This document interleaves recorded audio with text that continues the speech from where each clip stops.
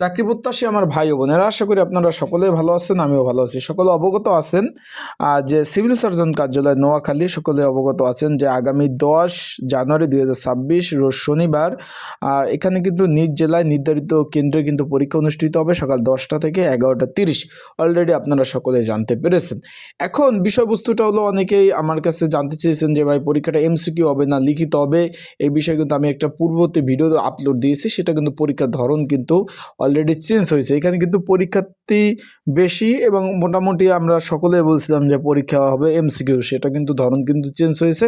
এখানে 221 পদের বিপরীতে যে আগামী 10 জানুয়ারি 2026 যে পরীক্ষা অনুষ্ঠিত হবে, সকলে অবগত আছেন। আমি পূর্ববর্তী ভিডিওতে আমি বলেছিলাম যে পরীক্ষা হবে এমসিকিউ, কিন্তু সর্বশেষ তথ্য অনুযায়ী লিখিত পরীক্ষা অনুষ্ঠিত হবে। তাই যারা পরীক্ষার্থী রয়েছেন তারা লিখিত পরীক্ষার প্রিপারেশন নেন। আবারও বলতেছি, যারা পরীক্ষার্থী রয়েছেন লিখিত পরীক্ষার প্রিপারেশনটা নিবেন।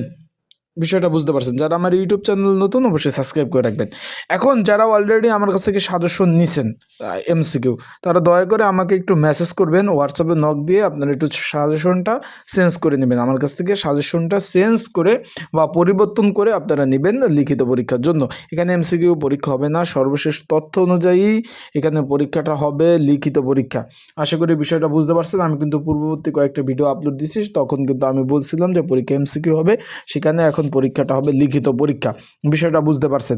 এখন পরীক্ষার দিক নির্দেশনার মধ্যে তারা কিন্তু বলে দিয়েছে, সবথেকে গুরুত্বপূর্ণ দিক নির্দেশনায় কিন্তু তারা দিয়ে দিয়েছে যে স্বাস্থ্য সহকারী পদে, যেহেতু আপনারা পরীক্ষার্থী, স্বাস্থ্য সহকারী পদে আবেদনকারী যারা পরীক্ষার্থী রয়েছেন, তারা প্রার্থীদের স্থায়ী ঠিকানা অনুযায়ী উপজেলা, ইউনিয়ন, ওয়ার্ড, পুরাতন 1, 2 এবং 3 উত্তরপত্রে উল্লেখিত নির্ধারিত যে কোড অনুযায়ী কিন্তু উত্তরপত্রের যে ফর্মটা সেটা কিন্তু পূরণ করতে হবে। যদি ভুল আপনারা পূরণ করেন তার উত্তরপত্র বাতিল বলে গণ্য হবে। এটা কিন্তু গুরুত্বপূর্ণ ভাই।